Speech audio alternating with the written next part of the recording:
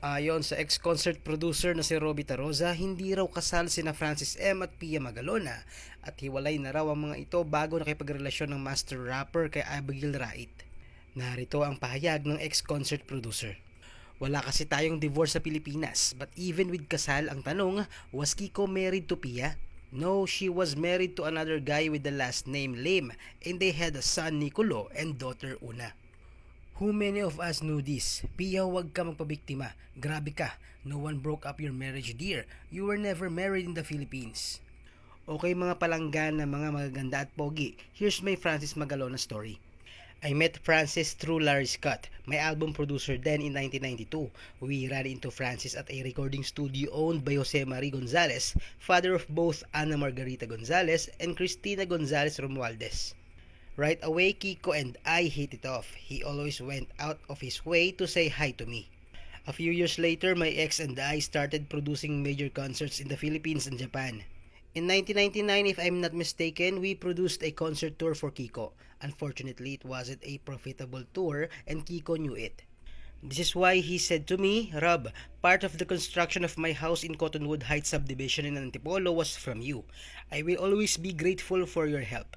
So life went on and we rarely saw each other. But when we did, super kwentuhan kami for hours. Francis loved me and showed it every time we got together. May utang na loob yun.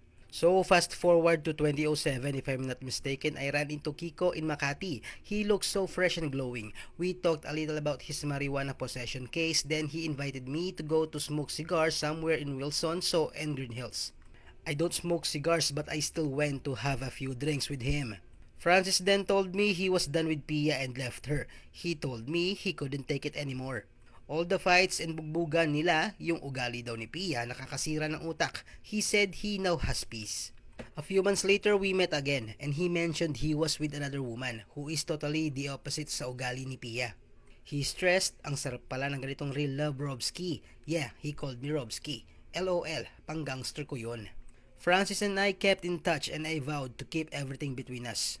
I never had the chance to meet this girl he loved so much. Maybe one day I will. Both her and Francis' love child. Yes, love child because she was conceived by real love. Francis wants the world to know about her. I'm sure he does. So for all of you judgmental people that did not know the real story, Francis and Pia were already separated before he got into this amazing relationship. He deserved to experience real love at least once in his lifetime. I knew them both, Pia and Francis. I witnessed bloody fights between them, very destructive and dysfunctional. He told me he only stayed for the kids and wished he was free from that fucking bitch. Those were his words. I know Kiko is watching all this and he knows what he wants for his children. All his children.